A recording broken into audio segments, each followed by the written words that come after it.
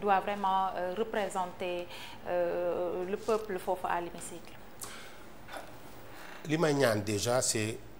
avoir une élection transparente. li may ñaan mooy am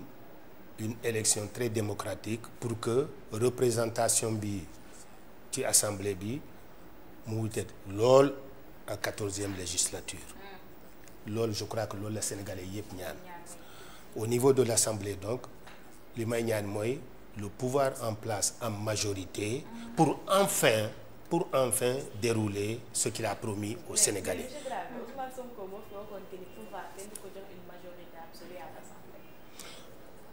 Majorité absolue ou en tout cas je ne sais pas si c'est le mot absolu qui pose problème mais mënul gouverner sans majorité importante, c'est impossible. Et pourtant en France on voit que Macron il n'a pas de majorité absolue et pourtant il a pu parce que tamit boo amul majorité absolue day tax comme li ngay wax dictature mënul am parce que tu seras obligé de parler aux gens waxtaan ak ñoom pour ngeen mën a déggoo si ni ngeen di doxalee dëkk bi. Est-ce que vous avez vu combien de temps il a mis pour mettre un gouvernement en place? Parce qu'il a peur que l'Assemblée ne lui ressemble pas. C'est pour ça qu'il a mis du temps pour mettre un gouvernement en place. Mais fu mu ne nii sax heureusement que le RN Rassemblement National nga xam ne dañ ko xeex ñu ne bëgguñu ko ñoo leen di dimbali pour ñu éviter compromis quand même parce que tey jii tu peux pas faire abstraction comme si yow tey jii waa RN c'est vrai ñi leen votel ay français lañ dafa am loo xam ne dañ ko bëgg ci réew mi donc ñooñu tey jii boo demee bay jiite réew mi war nga mën a tenir compte en fait ñoom seen aspiration mais tey jii bu fekkee ni Pastef moo nekk majorité à l'Assemblée nationale est-ce que ce sera pas une dictature jàpp tëj je ne pense pas jàpp tëj je ne pense pas parce que gars yi sax suñu naroon feeyantu ils ont déjà dit la haute cour de justice ils ont déjà dit way ministre bi dinañ ko tëj ministre mais la reddition des comptes est une demande sociale comme numéro une demande sociale au temps de Macky mais Macky a mis ministre de nous donner des noms si ñi war a tëj est-ce que vraiment en fait Pastef est mature par rapport à la séparation des pouvoirs ñu war a tëj ni ñuy accusés ceux qui sont accusés la wax mais il waxul li ñu war a tëj parce qu'ils sont le principe de la séparation des pouvoirs parce que quand ils sont venus quand même gis nañu organiser ay assises bon tout ça pour ñëw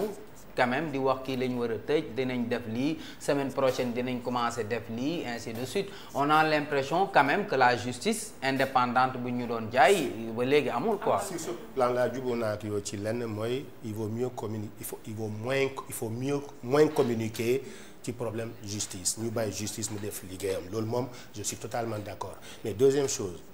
ñii li ñuy subir suñu war a fayantu Sénégal du dem fenn ça j'espère qu'on va pas entrer dans la vengeance ils le savent parce que li xew ci dëkk bi dans les 12 dernières années dinañ ko wër mais parce que dañu gis ay y a beaucoup de personnes tey ji ay jéegi jóg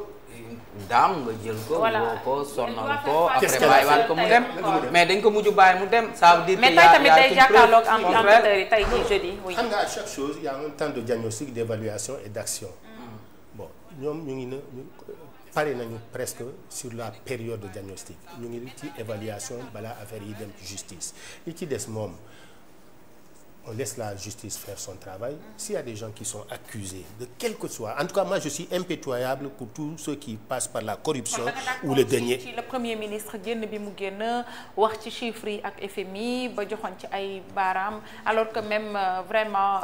liggéey bi pareegul. Oui. xam nga di gars yi di wax naan soo waxee lii FMI day daw Banque mondiale day daw loolu yooyu ay caaxaan la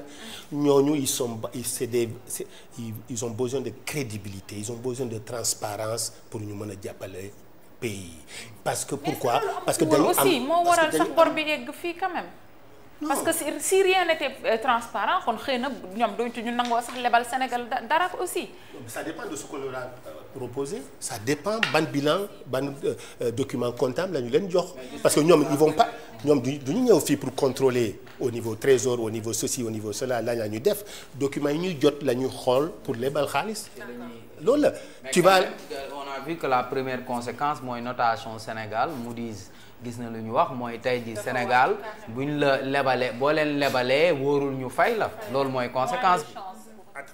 mooy loolu la ñuy interpréter sur la notation mais en réalité la notation décrit une situation te situation bi ça correspond à la période pendant laquelle defaguñu dara. C'est ça le problème li xew dans les 6 mois là c'est les conséquences de tout ce qu'on a subi dans les 12 dernières années ñi seen diggante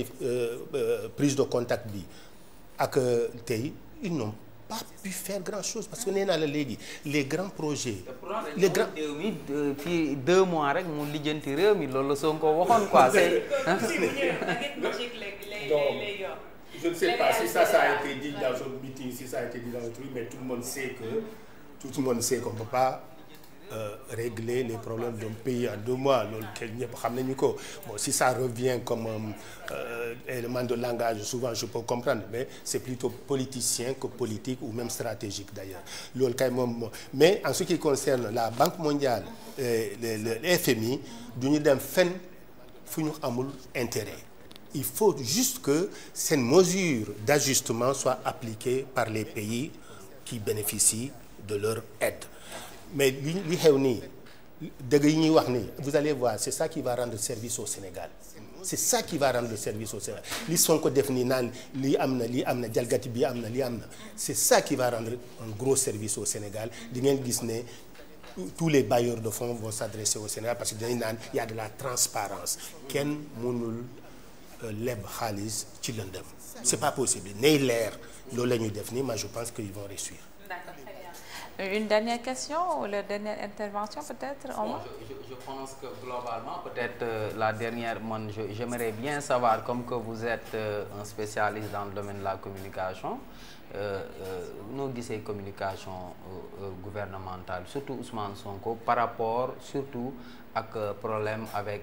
bon le monde catholique si je peux m'exprimer en ces termes quoi parce que gis nañu la polémique autour du voile. J'ai vu quelques communications comme li nga soulevé nii tout à l'heure par rapport au monde catholique et les écoles tout ça mais j'ai eu l'impression dama yaakaar ne c'est plus certaines orientations orientées que li mu bëgg a wax dans la profondeur loolu laa jàpp mais bu dee nit ñi dañ koy interpréter noonu la ko waxee ou bien noonu la ko gëmee dans ce cas-là c'est à rectifier mais sinon j'ai pas eu l'impression que daf leen bëgg a attaquer. Deuxièmement communication parti bi communication gouvernementale fu mu ne nii j'ai discuté avec quelqu'un qui passe souvent les plateaux ma ne leen attention fu mu ne nii yéen a nga am problème. Avant sur les plateaux vous étiez les meilleurs sur les plateaux vous étiez présents et Pastef il y a de la densité intellectuelle il y a la densité communicationnelle am ngeen lépp ma ne attention mais depuis l'élection ba léegi il y a un flottement wax naa ko ma ne ko il y a un flottement parce que ñi leen doon représenter sur les plateaux ils sont devenus ou DG ou ministres ou ceci